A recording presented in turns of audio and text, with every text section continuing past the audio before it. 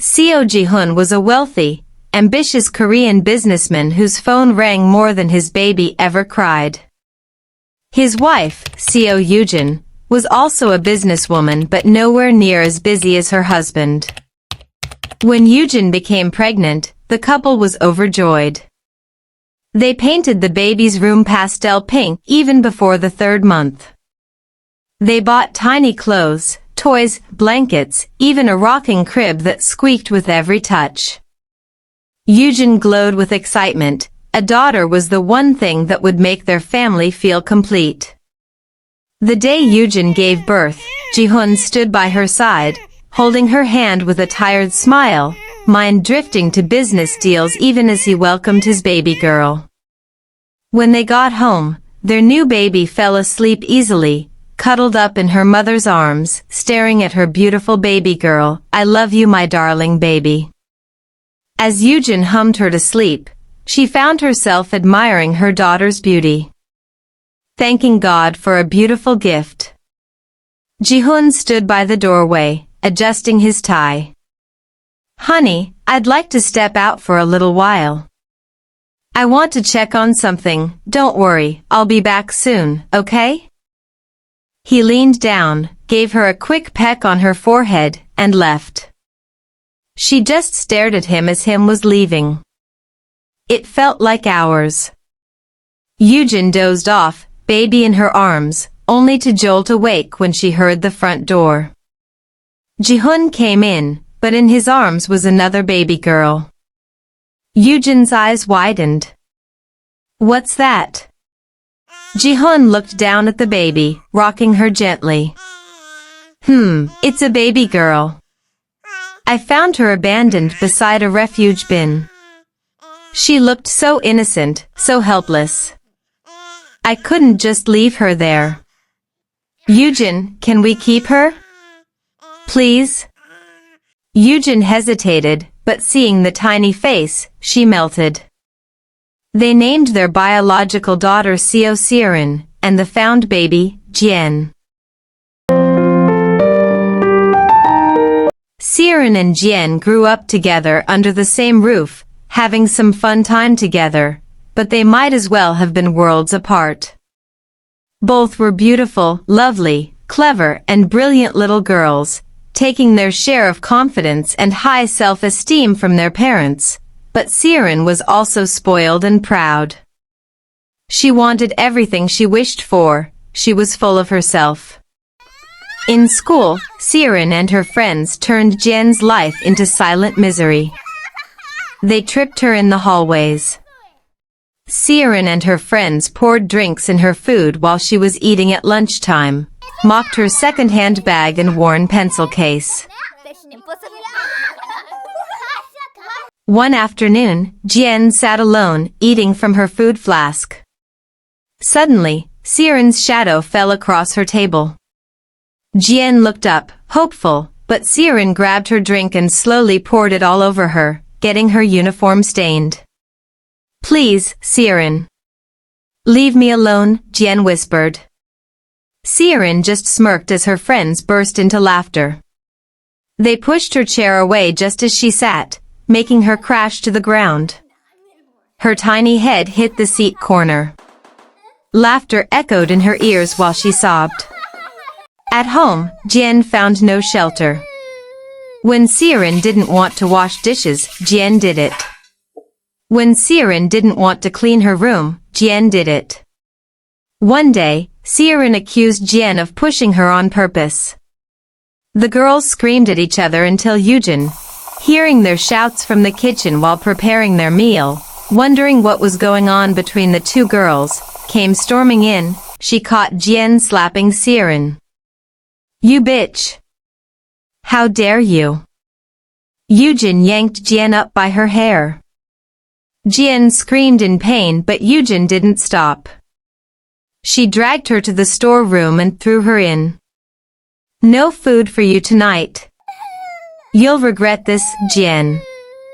Jian curled up in that cold storeroom, her stomach rumbling, eyes swollen.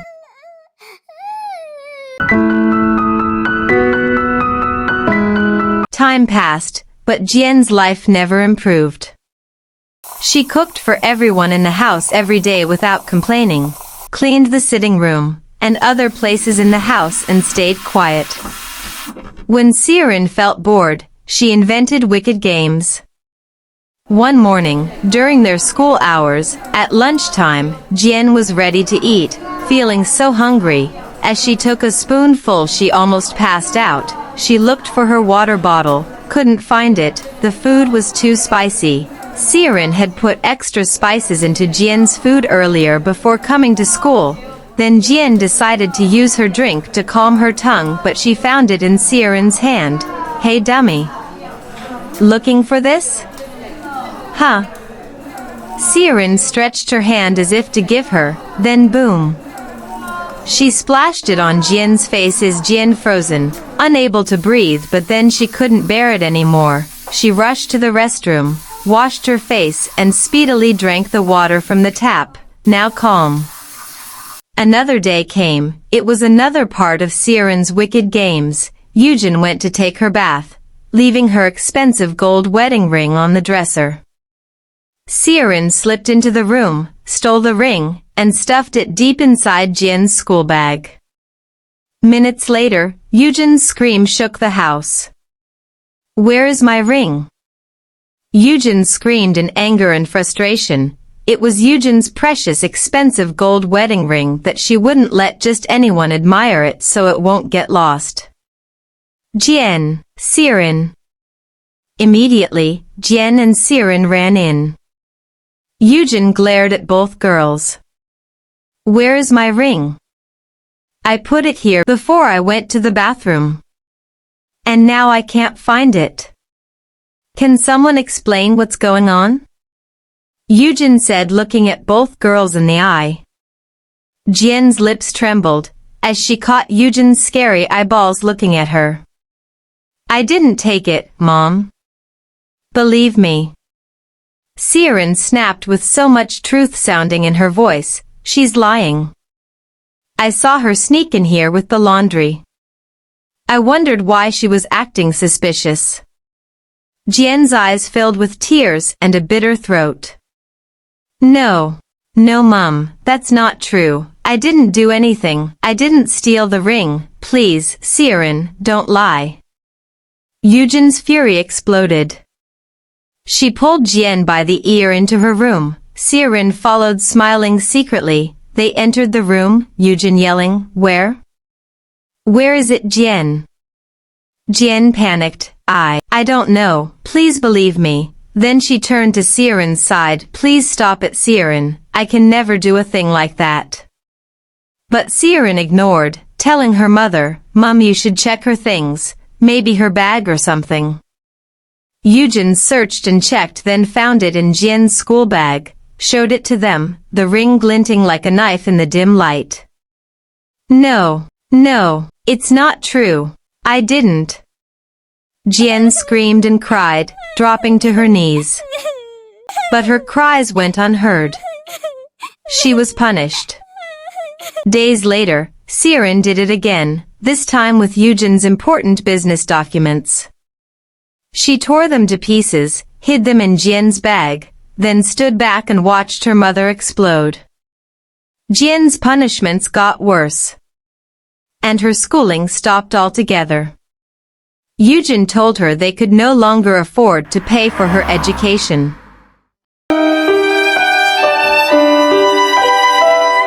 At 18, Jian felt her life was slowly shattering into pieces. One day as Jian was all alone at home, everyone was out, including Siren, who had traveled to the US to study further, 2 years back. The Seo family had accompanied Siren to the airport as she was traveling to the US to further her education. Her parents bade her farewell, including Jian, though she was sad she was not privileged like Siren.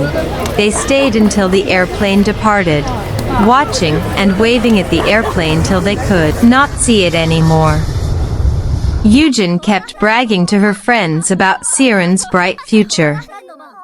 Jian, meanwhile, washed the dishes, ironed Siren's clothes, and cleaned the floors alone.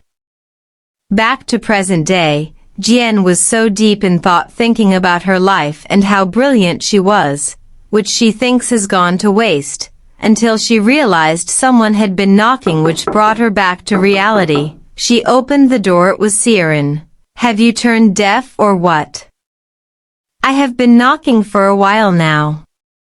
You useless good-for-nothing bitch. All you do is stick your butts in this house and eat like a dirty pig. I'm so sorry, Siren. I didn't notice, Jian said, stammering with bitter throat. Then Jian ran to her room sobbing and talking bitterly to herself why she should be suffering like this. Many times Siren insulted Jian for not being so educated like her, saying hurtful words to Jian. One rainy afternoon, as Jian was crying uncontrollably in her room all alone again in the house, all had gone to work including Siren, Jian thought that she had almost spent all her life serving this family and nothing to show for it. She had been doing all the house chores all alone all these years. Jian, staring at her reflection, eyes swollen from all the years of tears, says to herself, "Why me? Why did they take me if they'd treat me like a nobody? Oh God, please help me, show me the way," she cried. Suddenly she felt something snap inside. She ran out of the house barefoot, rain mixing with her tears. She didn't know where she was going. She just ran. She didn't care anymore. All she knew is she couldn't continue like this anymore. Jian wanted a better life now. I can't continue staying with this family, they don't love me. I have spent almost all my life serving this family and nothing to show for it. God, please show me the way. Cold and soaked, she continued running, then suddenly boom. She got hit by a car. I begged for a smile, you gave me scars. You watched me break in silence. 엄마, 나 여기 있어. But you never saw me. You never saw me.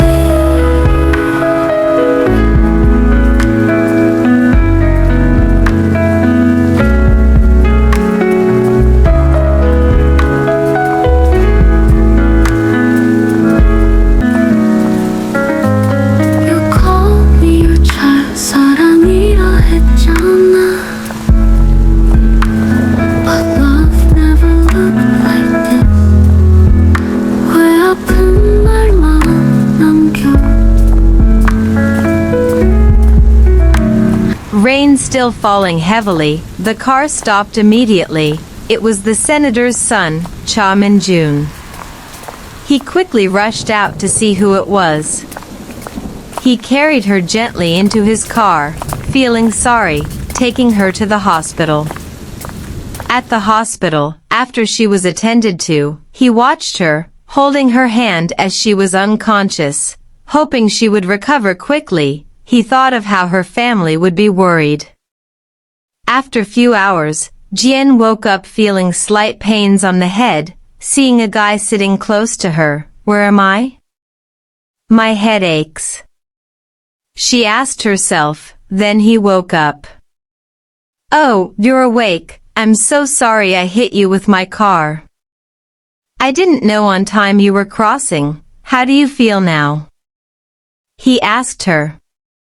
But there was silence, then she answered, "I'm fine, but I feel little pains on my head." "Your family would be worried. Can I call them now?" But there was silence. Jian started crying bitterly. Min-jun became confused. "I don't have a family. The family I lived with almost all my life don't love or care about me." Jian narrated her story to him. "I don't want to go back there and I don't have another place to go," she cried. Okay, it's fine. Please don't cry. I'm so sorry you passed through all this. If you don't mind, would you like to come with me to my house?" I stay with my family, you'll be safe there. Yes, yes, thank you, she stammered. You're welcome.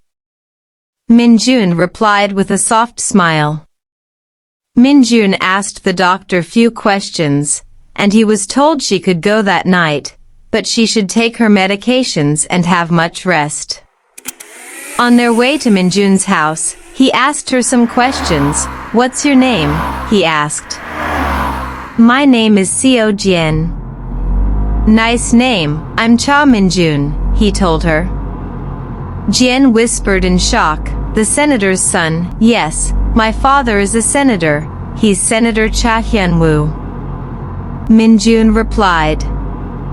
Oh, okay, did you just hear me? Jian stammered. Yes, I did. Minjun replied with a smile. Jian could not believe her eyes. She was sitting with the senator's son. Who was she? Sitting next to a senator's son. Was she dreaming or what? Jian became shy. Finally, they got to Minjun's family house. Deep down, Jian was very excited. She won't be going back to Sieren's house. She thanked God for showing her the way.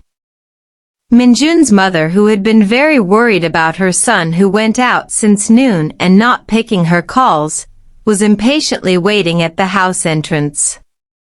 Minjun met his mother and apologized for keeping her uncomfortable and worried. Minjun introduced Jian, narrated the incident and Jian's sad story and that he was so sad about what happened that he forgot his phone in the car. Mom, I'm really sorry. I promise, I won't let it happen again, Minjun said with a sorry face. Fine, but your dad was also getting nervous, anyway. Minjun's mom turns to Jian. My dear, I'm sorry for my son's silly mistake, alright? And don't worry, you can stay with us, just feel at home. Minjun's mom said with a smile and left. Minjun's family was the opposite of what Jian knew. Senator Cha and his wife welcomed her like a daughter. Minjun was young, successful, and respected in the business world, yet, despite his busy life, he always made time for his family, and for Jian, his new friend. He never treated her any differently just because he was the son of the wealthiest senator in the country. To Minjun, respect was for everyone, and dignity was something he guarded fiercely. Even in the office, he carried himself with warmth and humility, friendly but never overstepping boundaries. One rainy night, Jian and Minjun sat together, letting the cold drops fall on them as they talked and learned more about each other. Jian had always wished for a friend she could truly open up to, and now, it felt like her wish had come true. As weeks passed, their friendship blossomed. They went out together often, sharing laughter and fun that brought them closer. Then one crisp morning, Jian decided to surprise Minjun at his office. As she walked through the lobby, all eyes followed her. Whispers filled the room, admiration lingering in every glance. Minjun, buried in paperwork, glanced up and froze. Hi, Minjun, she said, her smile soft yet bright. His breath caught. Is this really Jian? He stared for a moment too long before stammering, hello. You look incredible today. Thanks, she replied with a slight blush. Please, sit, Minjun said, pulling out a chair. They talked that morning, laughter dancing between them. From that day forward, their bond grew tighter, long walks under the stars, shared whispers, and the warmth of knowing someone truly understood you. Jian began to feel something she hadn't in years, wanted, cared for, seen.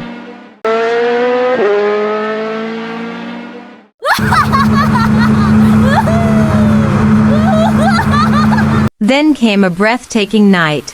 The sky was dark, the rain was cold, and the air was alive with joy as they ran and chased each other like carefree children.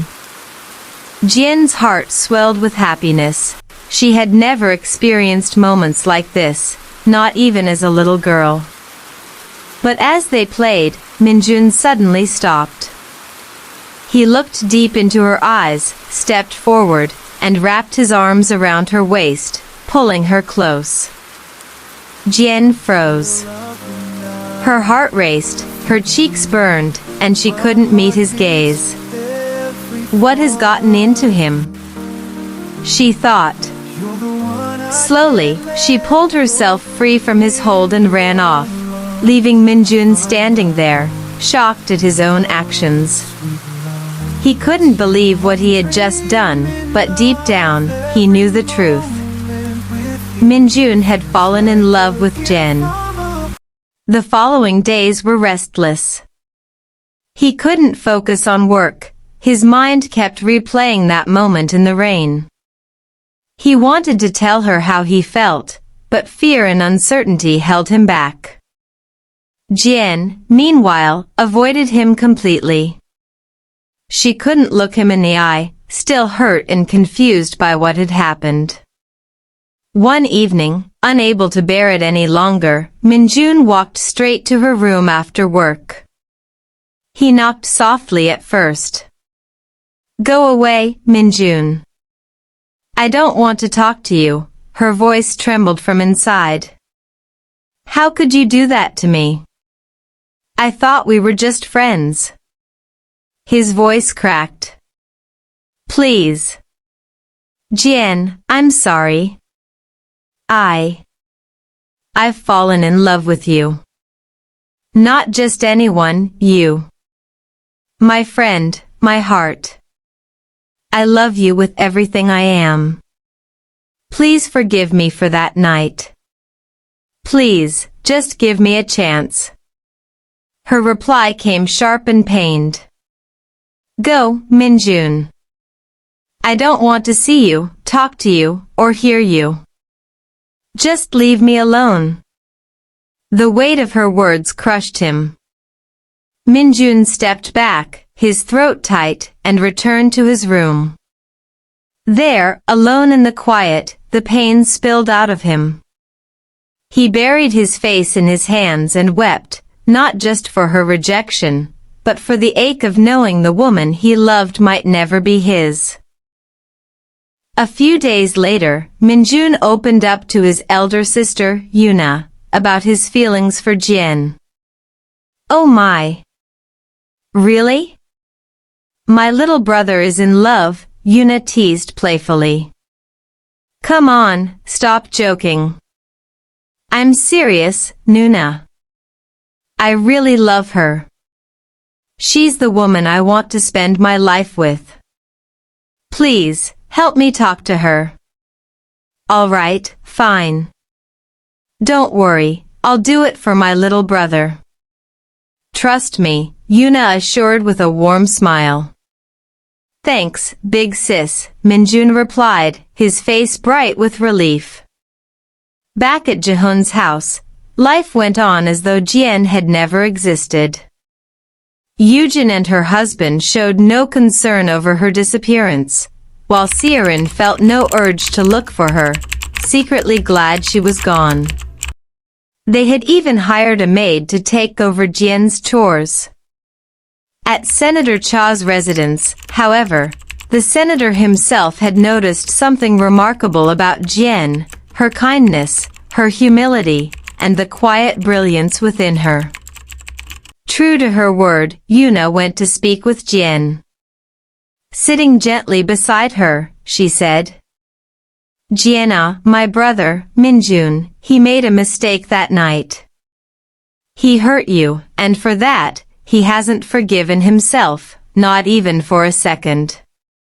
Jian's voice trembled. "Yuni. I was hurt that night, he made me feel uncomfortable. I understand, my dear. But please, hear me out. Minjun loves you in a way I've never seen him love anyone. Since you came into his life, he has changed. Jiena, you are his happiness, his strength, his reason to smile. Yuna said softly, holding Jien's hands. Jien lowered her eyes. If that's the case, he should have told me, not done what he did. Then tell me, Jien, Yuna asked gently, do you love Minjun? Jien stammered, blushing. Yes, I love him. Yuna's eyes lit up as she pulled Jien into a hug. Thank you, Jien. Jien smiled shyly, her heart softening. After Yuna's persuasion, Minjun and Jien finally reconciled.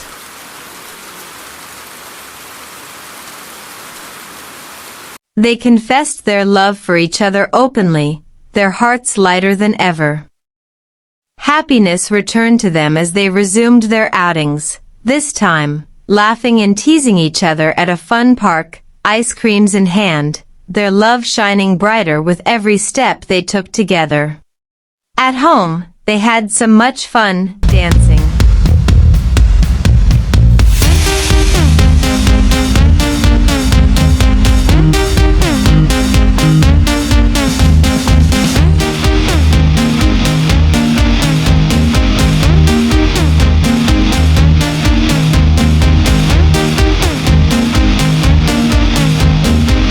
Minjun took Jien with him to his friend's birthday party. They were made to dance together.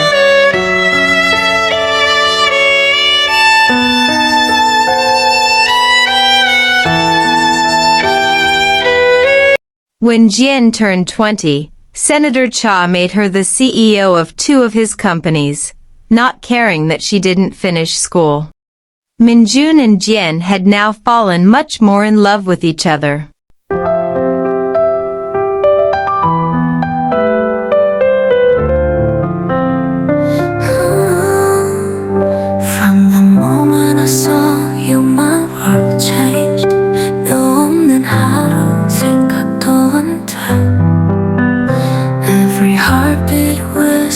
Your name 사랑해 진짜 사랑해 Hold my hand Never let it go 내가 끝까지 지킬게 In your eyes I see my forever 너는 나의 오늘 내 미래 You are my forever my only love 밤 하늘 별보다 뜨거워 Every day, every breath is you 너와 나 영원히 하나가 Even in silence, I hear your voice 너의 목소리가 내 감각을 채워 Your smile, my reason to breathe 너와 나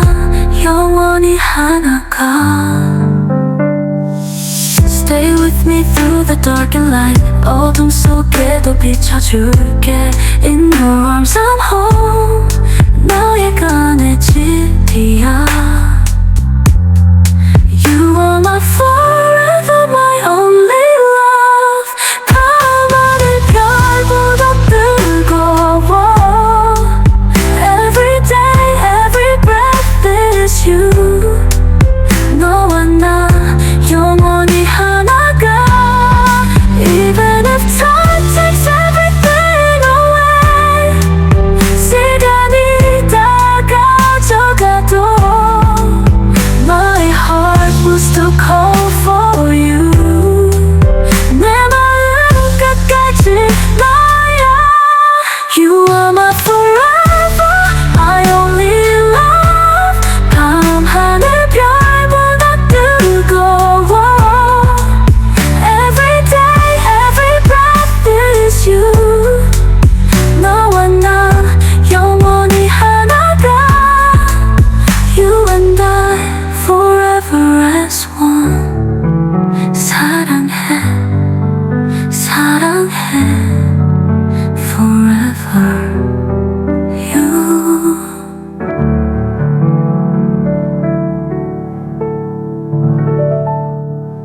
Ji-hun had just landed a giant business contract with Senator Cha.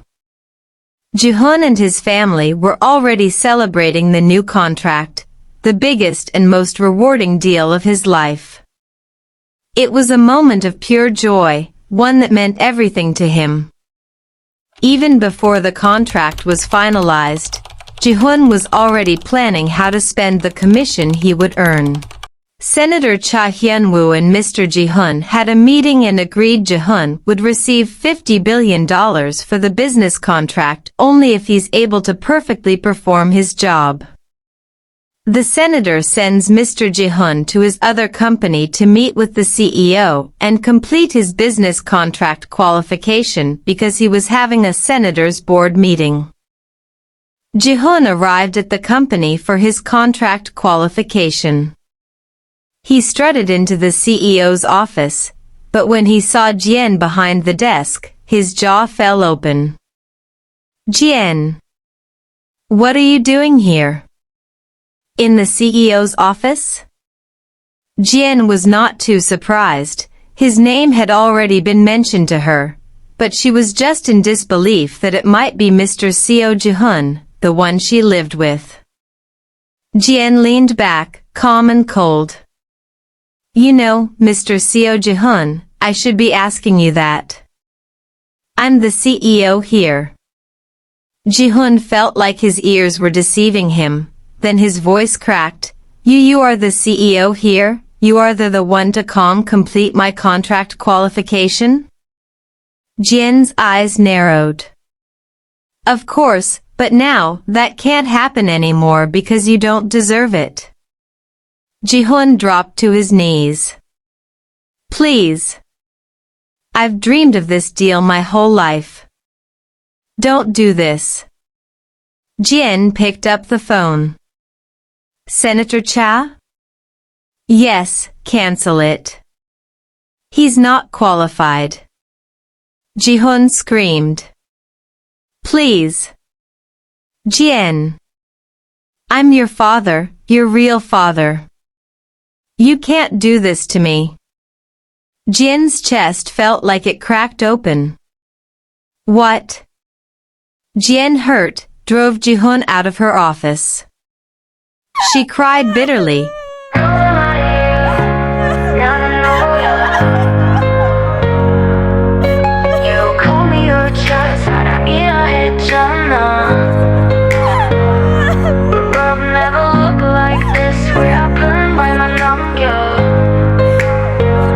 Called the senator and explained to him all she just heard.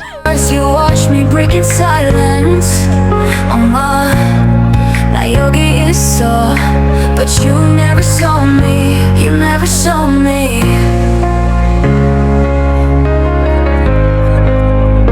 You never saw me.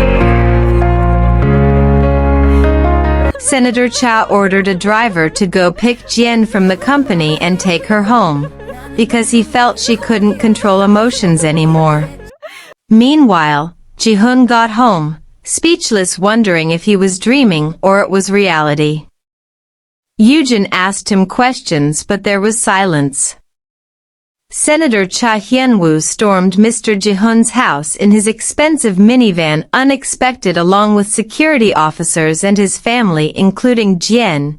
Yoojin fearfully asked her husband what was going on, but he just stood there silent. It seems you have not known the truth, right? Don't worry, I'll tell you, the senator said to Yoojin, but as he was about to speak, Ji-hun cut in, shaking. Wait. Please, I'll tell you, I'll say it myself, Yoojin. Say it already, Ji-hun. What's going on, and what's with the stammering? Yoojin yelling, her face expression eager to hear the truth. Yoojin, I had a deal with the nurse when you gave birth to our daughter. I had a lover then, who was having a baby for me and die immediately after giving birth. I loved her so much, I loved her more than you, Yoojin. At this point, Yoojin's heart was about to shatter. Ji-hun still talking. Then I persuaded a nurse to exchange the babies, so I gave you the baby born by my lover as our child and brought our own baby to you later as the child abandoned near the trash bins. Eugen's mouth dropped. No, no. Tell me that's not true. She clawed at her ears, screamed, and lunged at him. You monster! You made me hate my own daughter. She turned to Jian, fell to her knees. Jian, please. I didn't know. I'm sorry, I'm begging you. Jian stepped back, her voice stone cold. Don't touch me. I forgive you. But you'll never be my mother. Eugen's cries filled the house. Siren sat frozen on the stairs, tears streaming. She had lost everything. The truth slammed into her chest like a brick. Senator Cha turned to his guards. Take Jihun to the police station. Jihun sobbed as he was dragged away. Eugen and Siren stayed in that empty house, broken by secrets they could never forget. Back at the Cha family house, Minjun wrapped his arms around Jian. He whispered promises against her hair. I'll take care of you. I'll never leave you alone. Minjun's mother hugged her and persuaded her to stop crying. Minjun often took Jian on long walks, helping her heal and forget her pains. Together, they also went to church, praying for God's guidance, grace, and blessings over their lives. One quiet evening, under the glow of the night, Minjun gently held her hand and said, Jian, please, will you marry me? The day finally arrived, the happiest moment of their lives. Jian, radiant in her gown, walked down the aisle toward Minjun, whose eyes never left hers. Their hearts beat as one. Before family and friends, they exchanged vows with trembling voices full of love, sealing their promises with a tender kiss that drew cheers and tears from everyone present. The celebration was magical. The music filled the air, laughter echoed through the hall, and they danced together as though the world belonged only to them. Every glance, every smile, every touch carried the weight of a love that had overcome pain and blossomed into forever. It was not just a wedding, it was the beginning of their beautiful new life together. Siren and Eugen lived in the same house, but every room echoed with regrets they could never silence. Jihun rotted in prison, haunted by the daughter he betrayed. Jian's life bloomed with love, respect, and the family she always deserved. She lived happily ever after with her family. High with laughter, we're never alone. 사랑해, 내 마음 모두 family's my brightest. Meanwhile, Siren never found true love, neither the warmth of a mother's affection nor the bond of a soulmate. Stripped of privileges and opportunities, she was left empty, her cruelty returning to haunt her, making her feel utterly useless. Eugen, on the other hand, was consumed by misery. She had lost everything, her husband, now facing imprisonment, and the daughter she could no longer truly call her own. With both her family and dignity slipping away, life felt empty and meaningless. Tormented by regret, Eugen could not forgive herself. Instead, she turned her pain into rage. Eugen lashed out at Siren, shouting and blaming her for Jian's departure, even though deep inside she knew she was equally guilty. After all, it was Eugen who had cruelly told Siren that Jian was not her real sister, that she was a child abandoned in the trash, that she was unworthy of being her equal. Since they were little, Siren had been enjoying Jian's wealth. But now, it was all over. Jian had endured unbearable torment under Eugen's cruelty, and now, at last, it was time for Eugen and Siren to face the consequences of their wicked deeds.